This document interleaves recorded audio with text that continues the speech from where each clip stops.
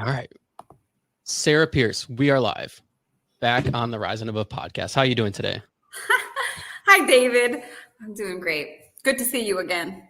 Good to see you. I'm actually glad that our last recording didn't work out because there were some things I said on there that I was having second guesses about. Or second thoughts about, I should say. I'm like, oh, I don't know if I should have said that. But fate had my back.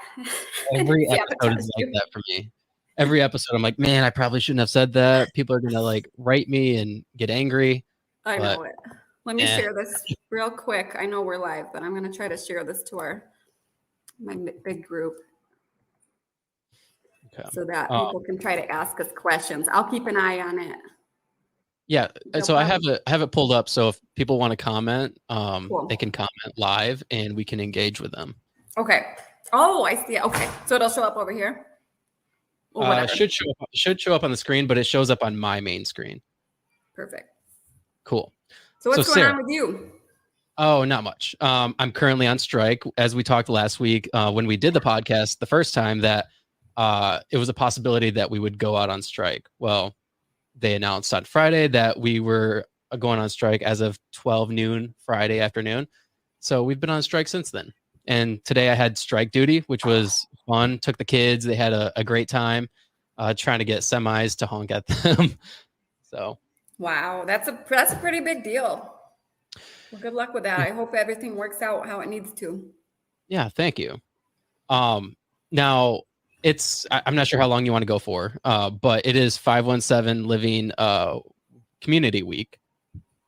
Correct? It is. We can go. I mean, we can go as long as needed. I mean, it's not like I have that much interesting stuff to say, but I will say, yes, it is. We're in the middle of 517 Living Community Week. So this is a fairly new setup. I originally, several years ago, I'll just give everyone a brief summary real quick of what 517 Living is before I dive into it. 517 Living started back in 2014. I started it because I wanted to feel more connected with the Greater Lansing area community. I did not feel really very connected with the community at all. I didn't know much about the local businesses or the people behind them. And I felt like I was always kind of out of the loop when it came to festivals going on in the area. And I thought, I'm going to live here, maybe build a family here. I really want to become more knowledgeable about what's available in the Greater Lansing area community, get more connected, kind of dig a little deeper, find some of the underground, best hidden secrets and things like that. So I started a Twitter account in 2014. I called it 517 Living, and I just started kind of retweeting local goodness, local events, things like that.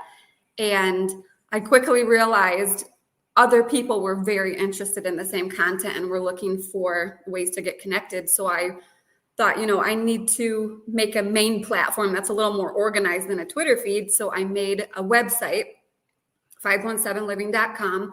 And I thought, there's no way, if I want this to be sustainable, I need to find a way for people to add their own events, because I can't realistically be adding all the events myself. That just doesn't make sense.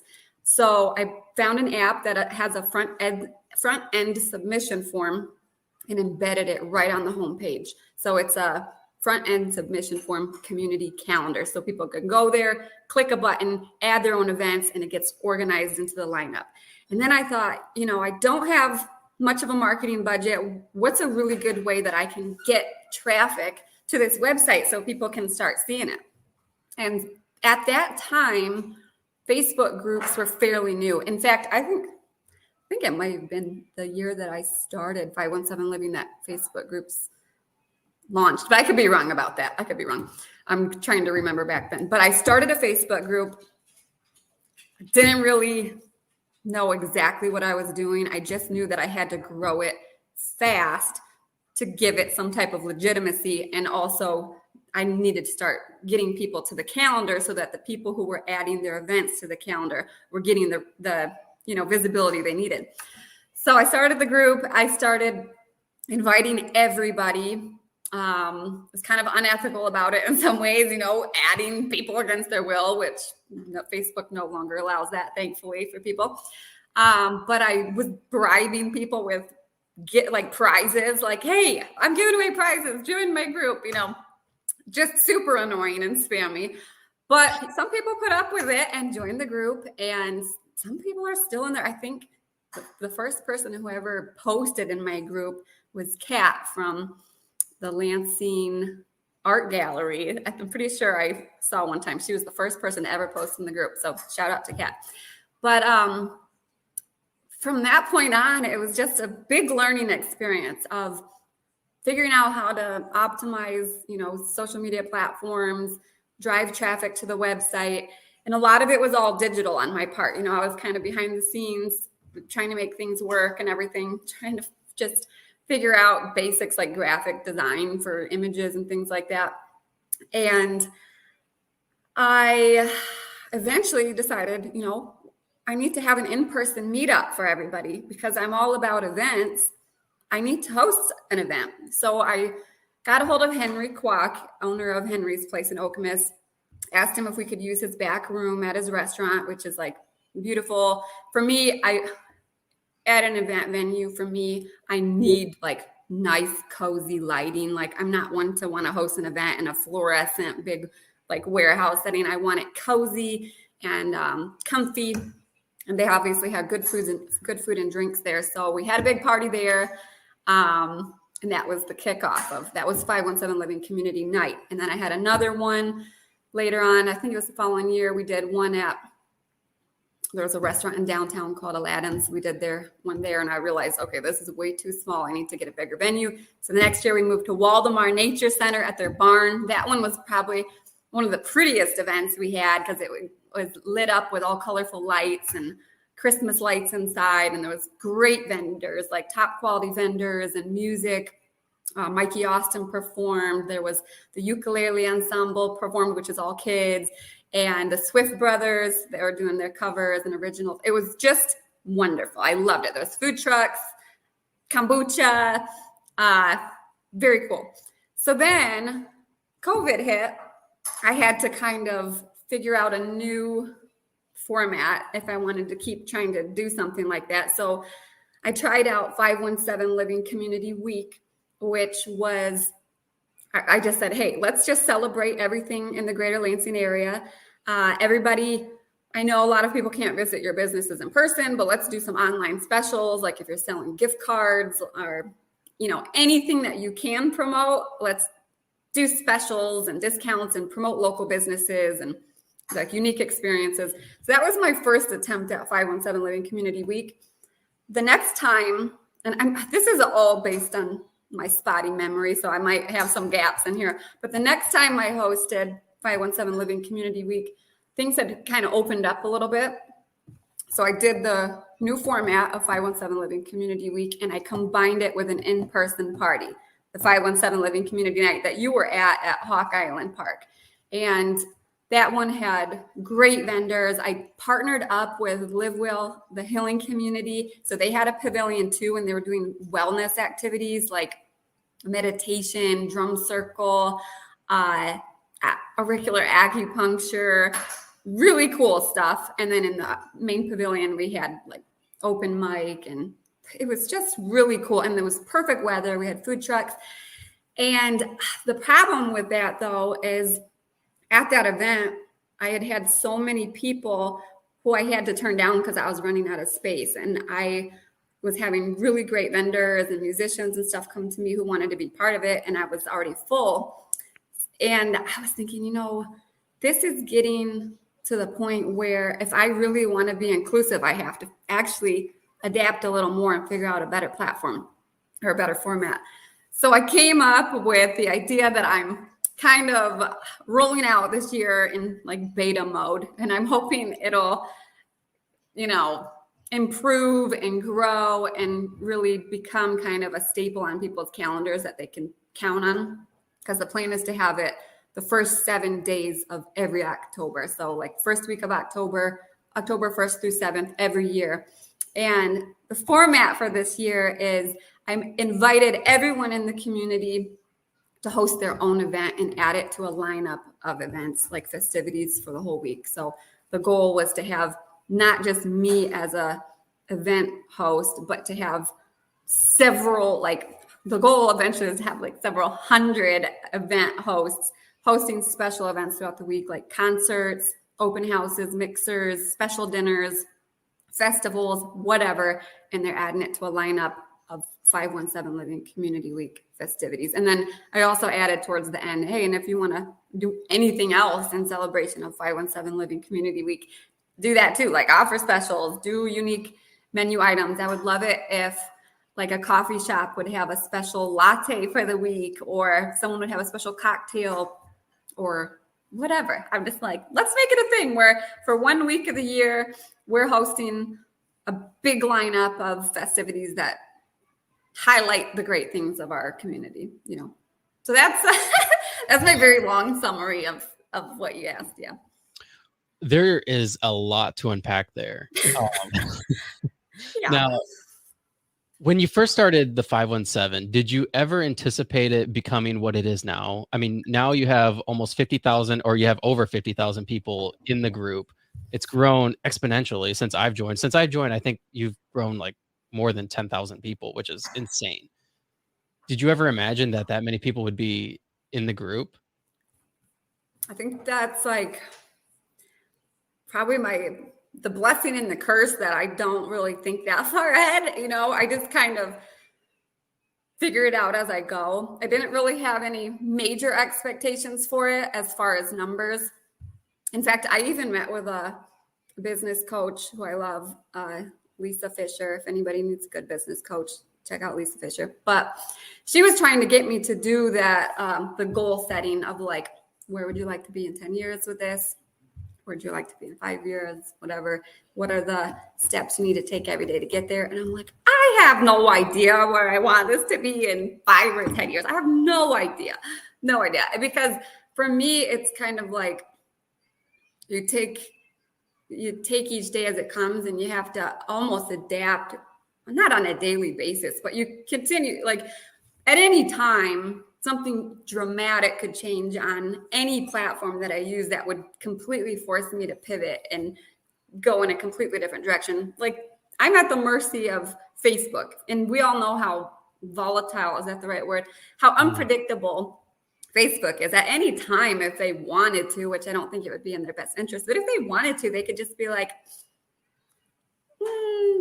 we're shutting you down. You don't get to use our platforms anymore, which actually happened. I got put in like a halfway house, Facebook halfway house during community week. It was actually the day before.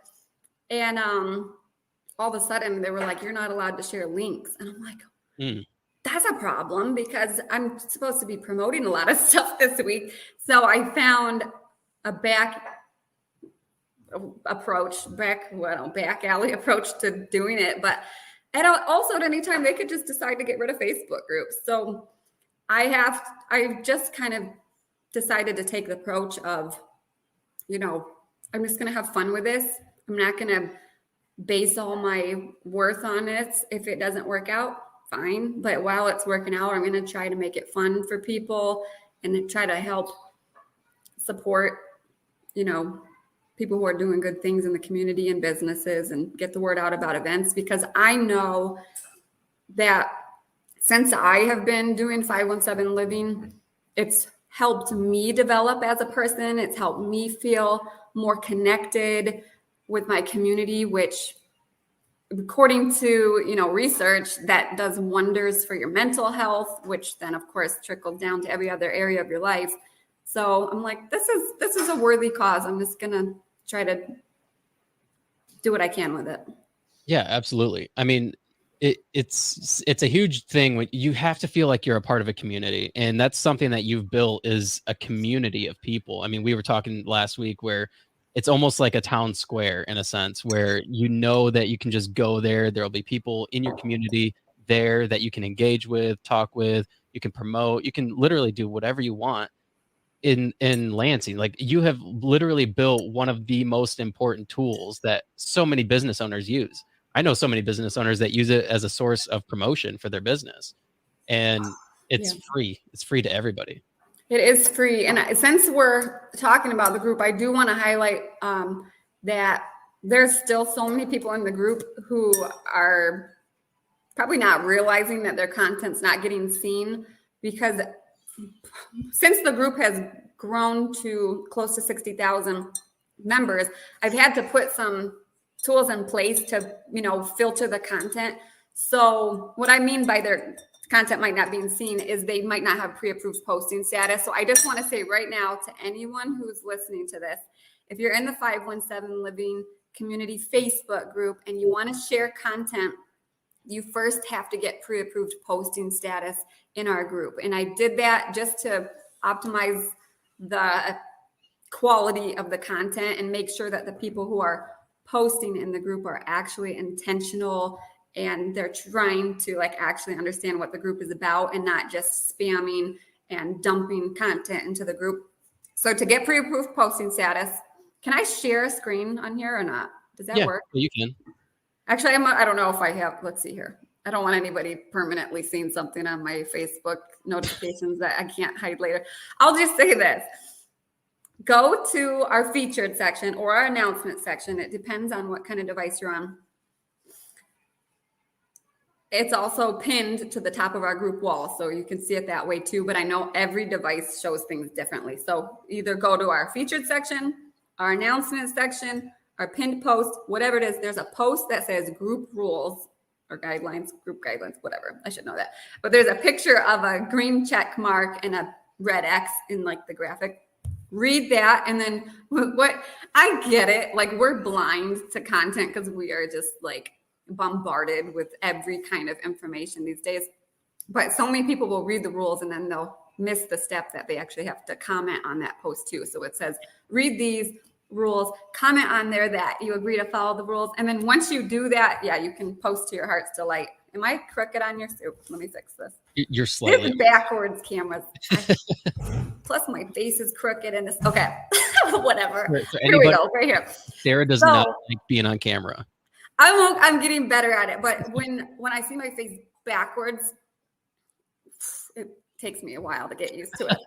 So read the group rules, comment on the group rules saying, I agree to follow these rules. And once you do that, post away once a day. Share. How does that work? Does it automatically do that once they agree to it? Or do you have to go through and select each person for? I have to manually do it. So basically there's an option in Facebook groups where you can go find, so I'll go through, I'll see, okay, who commented today? 10 people. Okay. They said, I agree. So I'll click on them and there's an option to give them pre-approved status. You can make them a moderator, make them an admin, or give them pre-approved posting status. If once you change someone to have pre-approved posting status, this is getting so complicated. I think basically, my group is set so that no posts go through unless you have pre-approved posting status. You froze up a little. Did I freeze up? So did you. Once I give someone that status, they can post all they want once a day. If you don't have it, your post won't be published. It's annoying for a lot of people because they're like, why is my post not going through? But the reason I do that is because, if you look at some of the groups out there today, they're just filled with spam. A lot of them are filled with spam, air duct cleaning posts from there's a weird thing going on where there's a lot of that around. And it's what is that? Because I have the Rise and Above community group and I get a lot of air duct cleaning scams going on. And then last week, it's a weird thing. Somebody I know recently looked into it, and it's people from different countries who are somehow, and I don't know how they're benefiting from it because they're doing it for businesses who didn't request it, but somehow they're connecting people. It seems like with real air duct cleaning local businesses who it's weird because I contacted one of them one time. I'm like, you're not local. What's going on with this? And they're like, no, this is my business. It's Amber's Air Duct Cleaning. I'm like, no, I know the owner of Amber's Air Duct Cleaning. You're not them. And they're like, oh, I work for them. No, you don't. I'm talking to them right now. They said they don't know who you are. And it's just, I don't know what they're getting out of it. Somebody probably knows. But why are they sending me to a local business?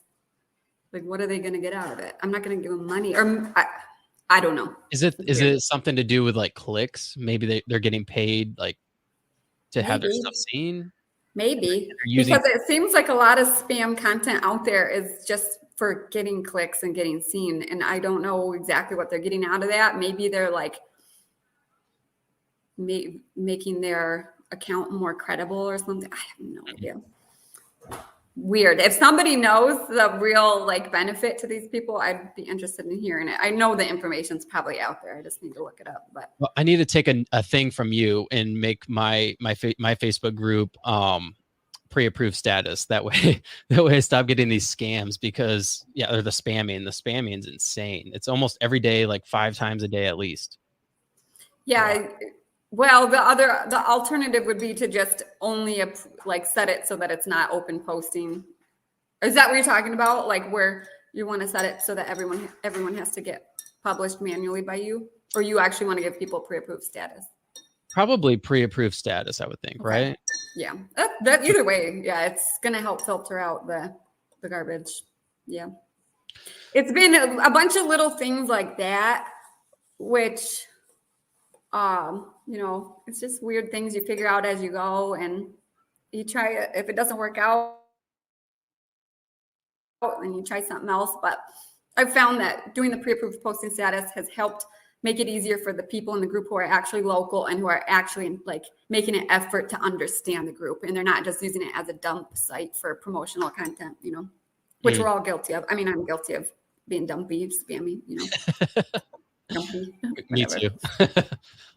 Now you have I would say you probably have the largest Facebook group in the Lansing area as far as like networking and community based. I think so. I mean, there's a lot of groups out there. I haven't looked at the count of all of them lately. Lansing Foodies is pretty big, but they're really like niche. They're focused more on food. Right. I think that there's some like marketplace local groups that might be bigger. But I think 517 Living has the biggest like community style group, I think. Now, have you had any like organizations reach out to you wanting to either buy the platform or want to help you monetize it at all? Yeah. I mean, yeah, for sure. But that's such a complicated thing because I don't know exactly how to place a value. I know there's probably some type of equation that could be put together to be like, well, this is what it could be worth. But I feel like the value of my group is kind of in the values in the eye of the beholder type thing, where it depends on the person what it's going to be worth to them, because like, does 517 Living make a lot of money? No, but it could to the right person. Or if a person's just looking for power to like have more reach and be attached to the clout of the brand, since it's like kind of recognizable now, that might be really valuable to someone. I would have a hard time detaching myself from it though. And if someone was like, we're going to give you $2 million if you just hand it all over, that'd be pretty tempting. But if they were like, look, we'll pay you a salary, you keep running it, but we're the boss now and you're going to do it how we want to do it, that would be hard for me, because it's like I either have to have a clean break or nothing, because it would be hard to stay in and not have the freedom to like mess around with it and try organic things and everything. Right. Yeah. And then, you don't want to be under the control of somebody else, because then it kind of takes away the authenticity. It takes away the person behind the whole thing. I mean, because that's kind of been your shtick, is like you've been the person that the no face lady for so long. The no face lady. No face lady. I'm gonna make that my username on everything. The no face lady. It's probably taken. The Wizard of Oz type person behind the curtain. It's definitely become in a way part of my identity. So that would be weird. And once if someone was like, "Hey, you're Sarah from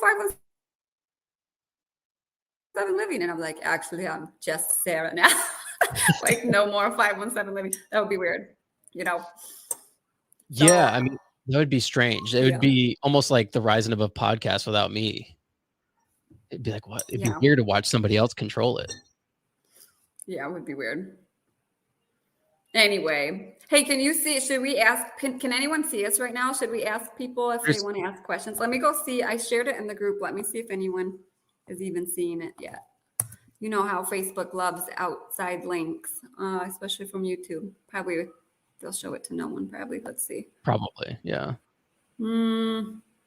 Yeah, like I'm looking for it on my own wall, and I can't even see it in the group. So, thanks, Facebook. Yeah, I'm gonna hold on. Let me just search for it real quick.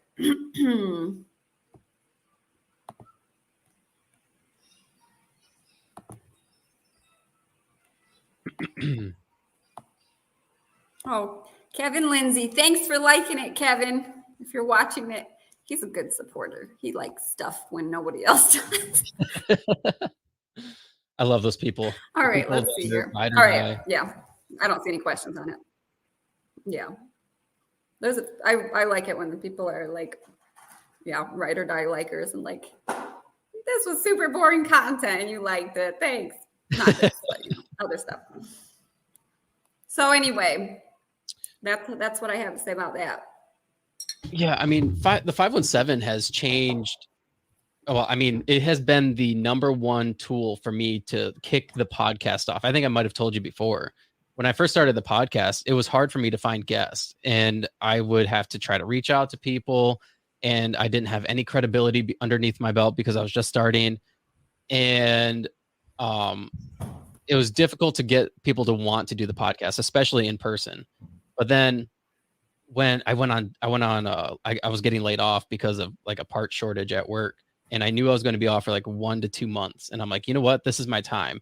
And I had just joined the 517 Living Facebook group, and I'm like, I'm going to put a post in and see how many interviews I can get people to do. So I put up a post, just something like, hey, I'm looking to schedule people. And then from that moment to this day, I've reached out to a few people, but to this day, I don't really need to reach out to anybody because there's just a constant influx of people wanting to do the podcast, to promote their stuff, to like promote their business, their art, their music, literally whatever it is. And it's honestly changed the dynamic of the kind of interviews that I do, because when I first started, I started as a like wanting to just interview people that were like in foster care, because I grew up in foster care. Yeah, and I remember that. Yeah. I wanted to just kind of like take that niche a little bit, but then I started interviewing like some local businesses, and then it just kind of became that where I just interview everybody, and it's kind of cool. How do you feel that your interviewing process has like changed your life, and how has your interviewing process changed in general, you think, since the beginning? Well, from the beginning, I took more of a dramatic, like if you go back and watch some of the first few episodes, I took a more of a dramatic approach to each episode. Yeah. And now I do just like raw content, but I try to make it as, I guess, engaging on my behalf. I try to come up with questions or try to ask interesting questions. So the podcast for me has taught me how to interview, how to talk to people, simply just how to talk to people. Because it was difficult for me at first because, I mean, I'm a line worker. I work at General Motors. So a lot of times I would just put my headset on and just go about my day. And you start to lose like how to communicate with people, like outside of like the just like, hey, how are you doing? Like what's going on type of thing. And you lose like how to ask interesting questions and how to like actually get to know somebody. And by doing the podcast, I've learned how to do that better. It's such an art, it's like a skill, an art. It is not something that everybody is good at or comfortable, and it takes practice. So that's a pretty cool role that you're in, where you are becoming very strong at conversation and learning how to use, like open-ended questions. And yeah, you've probably figured out just in your own mind, like what gets people to open up more. And what's a tip if someone was going to do a podcast? What's one tip you would give them about conversation? I would say just be curious, and don't be afraid to ask that dumb question. Like, Yeah. I think I remember telling you Right. the last podcast we did together last year to promote this event. I told you I asked the mayor about like what his job was, like what is the job of a mayor, and Yeah. I remember he sat across from me and he just looked at me like I was like an idiot for asking that, and I was like, I don't know what the mayor actually does, like, A lot of and people don't. I feel like that's that's a legit question for a lot of people. Like, because we hear about, yes, this is our mayor, but yeah, what actually, when it comes down to it, what does the mayor do? A lot of people probably wonder that. yeah, I would hope. Otherwise, I'm just an idiot. No, but you're not an idiot. But I think that it's important to ask the questions that seem dumb. Even like if you don't know the answer and you're just afraid of looking dumb, then I mean you're kind of doing it for the wrong reason. You want to ask the question that other people might be thinking about. Yeah. Well, and I feel like I've heard other people who do podcasts say that sometimes even if they do know the answer, they'll ask the question because they know that like a lot of other people don't know the answer and they want them to hear the answer. So you can always just pretend like you really know the answer, but you're asking for the people who all the other people. Yeah. Yeah, no, you absolutely have to do that, and especially like if you know a lot about somebody before you have them on. Like we obviously did this podcast before, Right. and Right. and so like I knew about all the different things going on, but like I still have to try to figure out like how to ask about it or how to like even have a conversation with you again that seems authentic, even though we Right. just talked. So Right. Well, we started it off on a totally different foot because the other podcast that we did that didn't end up working out, I think we even started it talking about fitness for some reason. And then we went on to a completely different path because we also were talking about like celebrity, like Taylor Swift and like Ashton Kutcher and all these things. And somehow like some other things came up off of that, like the cancel culture stuff and people trying to cancel me. And that's the thing, the art of conversation. One topic can take a conversation in a completely different direction, or just one comment, or question. So it's really interesting. It's like one of those what are those novels they called them, like choose your ending novels, or no, there's a name for them, where you get to a page and it's like, would you do this or this? If you're going to do this, turn to this page. And it's like a new story. Or if you turn to the other page, it's a different story based on what decision you have the character make. What are those called? I don't know what they're called. You're younger than I am. I think they were more of a thing when I was a kid, I think. That is so true though, because I mean, you could have something you want to talk about, but then I say something and then it takes us down a completely different path. And then you just forget about that thing you wanted to talk about. And we just take a whole different angle in the conversation. That's why I love podcasts, because you really get to know somebody and like their interests and the things that they enjoy, the things that they like, their opinions, their thoughts by just talking. And and was there anything that you found out about me as a person from your interviews that you were surprised to find out? Or that like most people wouldn't know unless they listen to the podcast? Well, I would first say that you're an extremely nice person. And for anybody who doesn't know you, they should know that you are a nice person. And I wouldn't say nice. I don't know if I'm nice. Why wouldn't you say nice? I think I'm kind. I can be kind, but sometimes being kind isn't nice in my head. How I've come up with, like, I'm like, am I nice? In the past, I would say I was more nice because in my head, nice is like polite and like, this is my own description I've come up with, I guess, maybe. But maybe other people understand what I'm saying, where nice would be like, oh, sure, I'll do that. Oh, yes. Oh, like, I'm so nice to you right now. I'm not going to make you feel bad. Where sometimes I think being kind does make people feel bad, but it comes from a place of like compassion, where you're like, being kind might be telling people they have a problem. Whereas being nice is being like, oh, well, we won't say that. I don't know. But yeah, I appreciate that. I know what you mean. Well, I agree with you. I think you're very kind. You're a very kind person and generous. I try to be Very kind. generous with your time. I try to be kind. I would say one thing that I learned about you, very first thing that I learned about you, the first time I met you, I had this idea that the person that ran the 517 page is probably this old lady who doesn't have a job and sits at home and runs this page. I mean, that's what probably a lot of people think. And then it's pretty accurate. No, I'm just kidding. No, you showed up and I'm like, wow, this is a young lady, very ambitious. You own your business, your own business. A lot of people don't know that about you. You own a business.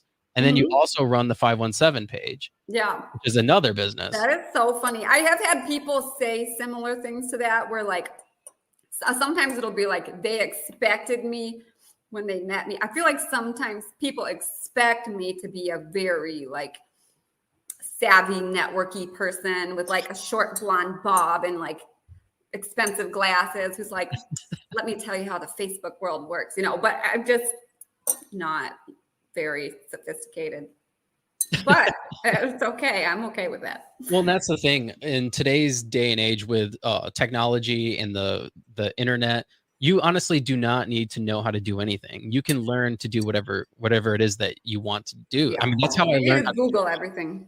That's how I learned how to do a podcast. I had no idea how to set up the studio at all.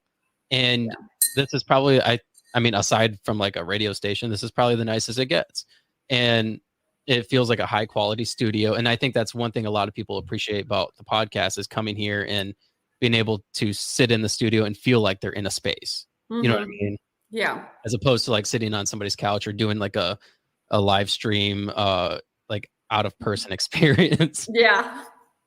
Yeah, no, it's a good setup that you have down there. And I like that you have your brother helping you out and it's kind of like a comfortable setting. Yeah. You've got your what's that thing that you have? The glass. Oh, the decanter? The decanter, yes. The AR decanter or whatever that is. Can this get me demonetized or anything? Yeah, don't put it on the camera. No, I'm just kidding. It's a very homey environment for sure. It's an AR-15. I don't know if you like guns or not, but this is a decanter. You put alcohol or whiskey in it, and then you can pour it out. That is very nifty. I thought I was a whiskey person, but I didn't even realize that you had to use a decanter for whiskey. I thought that was for wine. What is oh, well, we won't get into that. We don't have to get into all the science behind that. But yeah, it's a good environment. And I think that you do have meaningful conversations with people and it helps people get the word out about things in the community. Like I've learned about new businesses from your podcast and things. So it's very helpful. And I know people really appreciate having that extra support when they're trying to do stuff because it takes a lot of effort to promote stuff, Oh yeah, absolutely. It's kind of exhausting, especially when Facebook platforms and stuff are hiding all your content and you're trying to promote stuff. It's like, well, kind of draining sometimes. So it's nice to have someone in your corner. Absolutely. When you have somebody else helping share your stuff and willing to promote you, then it kind of helps elevate your business, and other people who aren't within your algorithm will more than likely see it. Yeah. Now, being a part of the 517 area and being somebody who helps organize all these different, organize the source to where all these different businesses and literally anybody can put events into the calendar. How often do you find yourself getting into the community and going to these different events and making an appearance at these different things in town? I have, I'll just say that my whole approach has changed a little bit since we've had different kids living in our home. So I tend to gravitate towards more kid-friendly events now. Like, for example, there's a lot of business networking events that I don't go to anymore because it doesn't really feel like I should bring a kid to them. But I would say I get out a couple times a week. I don't overdo it. And I used to try to like pressure myself into going to more stuff and getting pictures of everything and streaming everything. And that was another thing we talked about in the Lost podcast is that like I kind of re-examined my approach to not being so rat racy, just kind of saying, you know what? just because there's, I said, a status quo for Facebook, for social media of, am I using that correctly, of what everybody else is doing. And, you know, there's this image of what we should be doing with social media if we're wanting to do it right. And I'm like, you know, I just need to stop worrying about what everybody thinks I should be doing on social media and what's the right way to use social media. And as far as running a business that promotes events, how many events I should be at. And I'm just going to try to do it in a way that's more natural and authentic.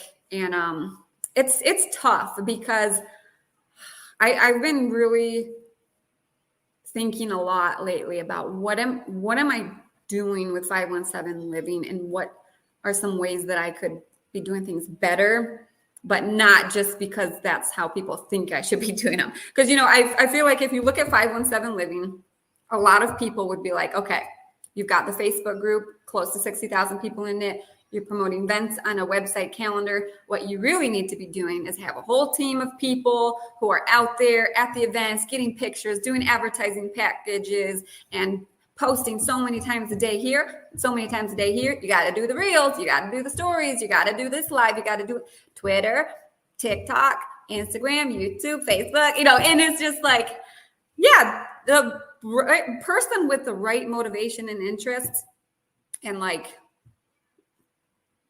cognitive ability could do that.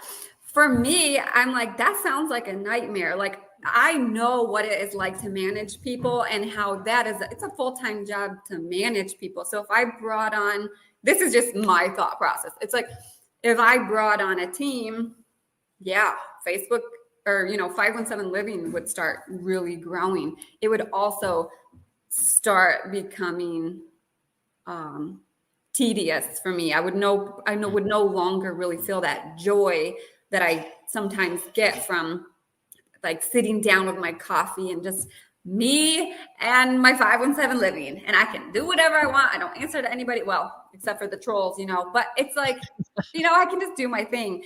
And I have to decide like a good middle ground for making sure that people who are using my platforms are getting the reach that they are looking for, but also not feeling the pressure to turn it into this like corporate money-making machine.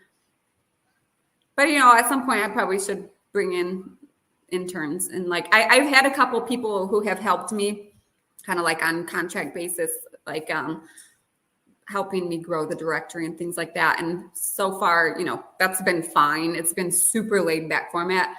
But I was just thinking today, maybe I need to look into an internship program and just figuring out a really simple way to start branching out more, you know. There should be like a 517 Living podcast. That's like what you're doing. Yeah, but it's not 517. It's like everything. I'll just like go to all the people you've done interviews with and be like, now I'm doing the interview about what you're doing. Yeah, I mean, that would be a natural progression. Like a lot of, you know, the path of what I'm doing, other people in my shoes would, yeah, go on and maybe do a podcast or something. I mean, because it doesn't even need to be like an hour. I was just in a meeting yesterday. Oh, I overlapped you a little bit. I was in a meeting yesterday morning, and there was a guy who was like being helpful with his suggestions. And he was saying, you know, here's what you could do to make money. You need to have a referral program where, you know, we have this club and you could get people to sign up for our club and you could get a kickback and all this stuff. And I was like, yeah, you know, that's a great idea. But for me, what I'm trying to build 517 Living into is a platform where it's allowing people to do that for themselves. Because I'm like, you know, it's going to be much more powerful for you to post to my group and say, I'm a member of this club. Here's all the benefits. This has been my experience. That's going to be more powerful than me, a non-member, promoting membership for your club. Whereas that same thing for you. It's like, you have a great podcast, and I can just value the fact that you're offering a great podcast and I want to help promote that. Whereas just because I think podcasts are great and so, helpful, and you do such a great job. It's not like I'm like, so now I'm going to do a podcast, but just like Right. same thing with, like a TV channel type thing. It's like, I'll promote, I'll be on TV and stuff, but it's like, I don't have the passion to like start my own YouTube channel of my own show or anything, Right. but maybe I should, that's the thing where I have to decide what are things that make sense. Or maybe, again, that's part of the team of people that you bring on, where you have somebody who hosts a podcast and then you also have people that do other things as well. Yeah. That it would be another thing where it would be like, I'm not trying to paint myself as a lazy person, but I think I've been like traumatized by, I've had over 40 jobs in my lifetime. And so I've worked with a lot of different people. And so I know, if I just did it right, the interview process, and got the right person, did like a personality test or something to weed out the, psychopaths or whatever, I'm sure it could be a beautiful process. But I, in my head, imagine it as in, Jessica, she was doing the YouTube channel today and she went on a tangent about such and such, and now we're all canceled. And I'm like, think of the possibilities of if someone went rogue, and that's where my brain goes. So I'm like, it's easier just to do it my own. I mean, you definitely kind of do that already. Like when you've gone to different businesses and you interview the owner or whoever's in charge, and you kind of have them talk about the event that they're going to be hosting or whatever. That's kind of a podcast. Yeah, kind of. It is in like a very informal way. I wouldn't say it. When I think of podcasts, I think like structured, focused, themed, a lineup, episodes. But this has never been that, though. I mean, you could really say everything's a podcast then, of like, I did a FaceTime and I don't know. I get what you're saying. I do. Yeah. I mean, literally anything that's recorded, and I mean, anything can be a podcast. So many people that I know that are actual podcasters literally will just walk around with their phone while they're recording their thoughts, and then they'll like edit it to where it's, chopped up, and then they'll put it together into one episode. Mm-hmm. And then that's a podcast. Yeah. And then they just upload it. I'll have to do some thinking on all that. In my head, I'm like, I want 517 Living to be a blank canvas for the community to paint on, where it's like, I put the platform out there, and in a way, instead of having employees, it's like the entire community is on staff, because it's you sharing content. Rachel Greco from Lansing State Journal shares her articles. In a way, you're all my employees. Not really, but you know what I mean? Everyone's bringing their own content. Everyone's adding events to the calendar. And that's why I like the setup of the Facebook group, is there's so many thousands of collaborators that I think, I could bring on someone to do promotional content for the group, or I can just let the whole community promote things and let it work itself out.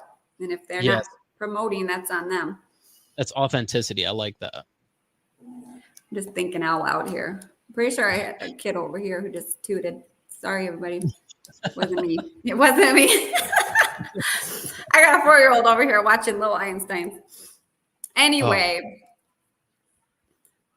Yeah. Speaking of topics that take you off. Okay. What's next? You want let's see, how long have we been going? 3:20. You want to go till what time did we start? 2 o'clock or 2:30, I mean. 2:30. You want to go till 3:30?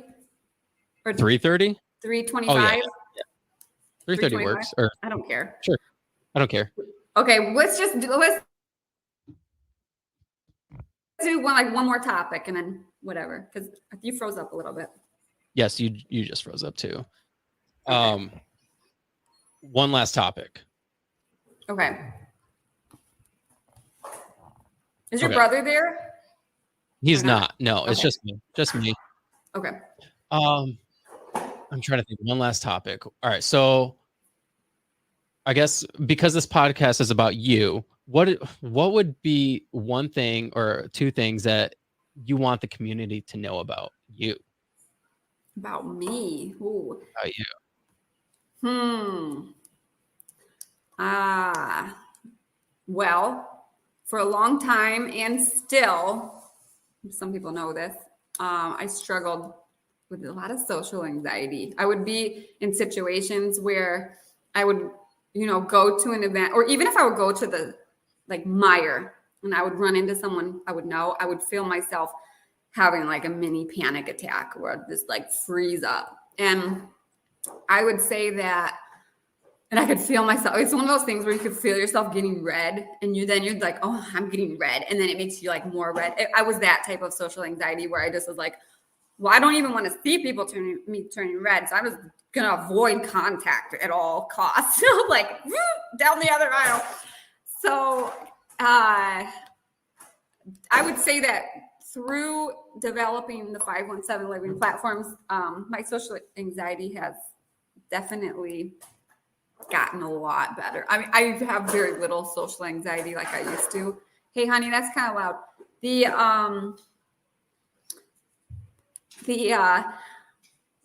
Other than that, let's see. So healing from that. What? I'm sorry.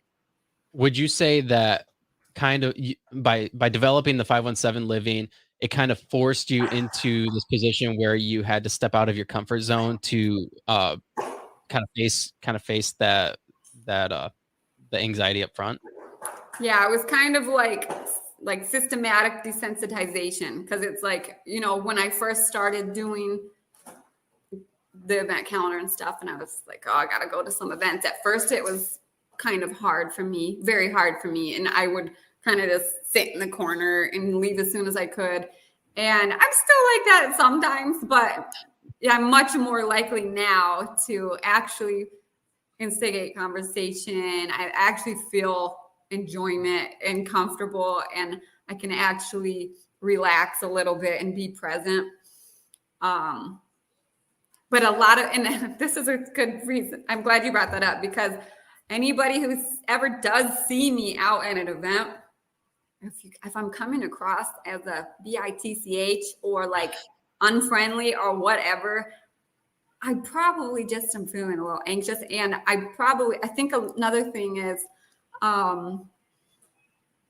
sometimes I will see someone I recognize, but I don't want to assume that they recognize me. That's probably like some type of inferiority issue on my part, where I like, well, I'm not going to say hi to them because they probably don't even remember me, type thing. So that's something I should probably get over. I'm trying to straighten this out a little bit. Hold on. But so I've gotten a lot better at that. I used to do a lot of the Irish goodbyes type thing. Is that what they call them? Where you're like at an event and like you don't say bye to anybody when you leave. You just kind of disappear, and they're like, "Where did Sarah go?" It is because it's like you did that to me at the 517 community night last year. Oh, really? Well, that's different. You should meet David, and then you would just disappear.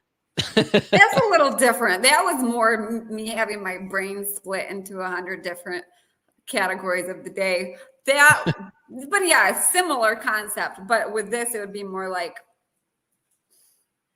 I don't feel like dealing with saying goodbye to everybody, so I'm just going to leave typing. Anyway, so that's gotten a lot better. I also used to have a lot of anxiety about doing podcast type thing, anything live or being on camera, and now I do a segment with WILX every week. And so that's another thing where I systematically kind of desensitized myself to it. Where the first time I was on camera, I think when I was on the news, I think it was for 517 Living Community Week or something like that. And I just remember thinking, I'm going to have a panic attack on air. I can't do this. And it was fine. And I was like, okay, I survived that. And then next time I did it, it was a little bit easier, and so on and so forth. So that's one thing. It's crazy because doing a podcast, you would think that I would feel comfortable like just sitting here talking to people. But every time we go live, which isn't very often, but anytime I go live, and it could be on my podcast or on somebody else's podcast, I get so much anxiety. And I'm like, I Yeah. don't even know why. And I think it has something to do with like just the public perception in that moment. Like, you know that people will currently be judging you while you're talking.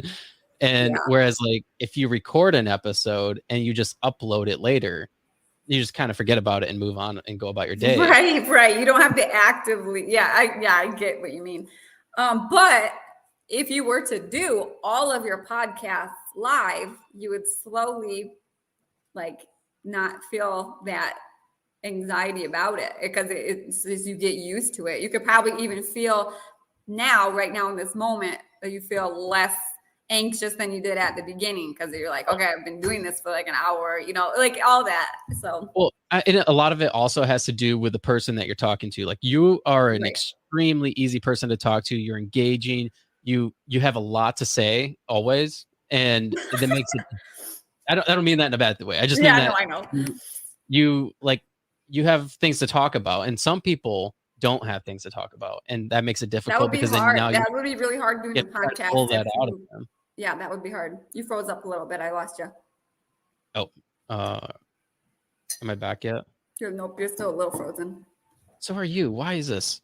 Am I making a weird face? Yes. It's while I'm like mid talking, so it's weird because we can hear each other, but we're frozen. Should we give it a minute, or should we just close out? Do you think that it's an internet issue? I think so, yeah. I wonder if that was what was going on last time, was a router thing. Well, we weren't live last time. So this is what I think what happened last time. I don't recently haven't had my brother helping me with the audio or with the video, I mean. Okay. And so he helped me in that episode, and I moved the computer. And when I moved the computer, I think the audio got unplugged from the computer. And so the other day when I went to go edit and everything, I'm like, what's going on? And I look at it and I'm like, no. I don't believe in mistakes. I'm like, well, for whatever reason, that wasn't meant to be out there. Well, at least we won't get canceled. So I wonder what the viewers can see. Do they see both of our faces frozen, or just your face frozen, or just my face frozen? And can they hear it? I can let you know in a second. Oh, can you go look at it? Oh, I could go look at it too, actually. Let's see. Oh, I just opened it up on YouTube and it started from the beginning. Oh, yeah, mine too. I'll leave it up to you. Well, I mean, we can wrap this up. Okay. For some reason, it's not going back. So,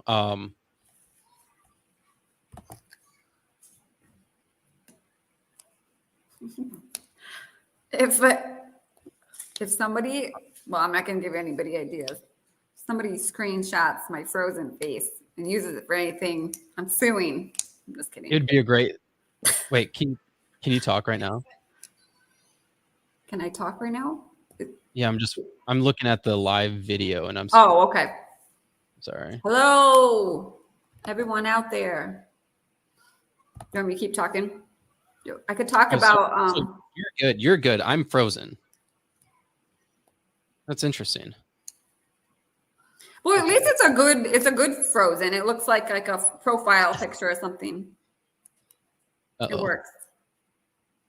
Okay, I think we should probably wrap this up because there we go. Back.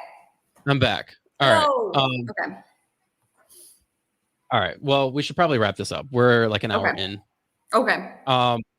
So real quick, the 517 Living Community Week is this week. Anybody can sign up all week long, even up to the last day, correct? Yes. And how do you do so? All of the information is at 517week.com. That'll go to like the informational page. But if anyone wants to look at the event lineup, it's just at 517living.com. And it's right on the homepage. Okay, awesome. And there's a Facebook page as well, correct? An event page? Yeah, it's just like a basic Facebook page, just so I had that platform covered, and you can RSVP on there, invite friends to it, and it has the information on there. But I'm using the hashtag on a lot of my content of just 517 week, just because it's a short hashtag. And so if you click on that and social media platforms, you'll come to content too. Okay, awesome. And then the link to that Facebook page or event is in the comments on this video. So perfect. Or not comments. Well, thanks for taking the time to highlight this. I'm sure this will help get the word out to some people who probably didn't know about it. So thank you.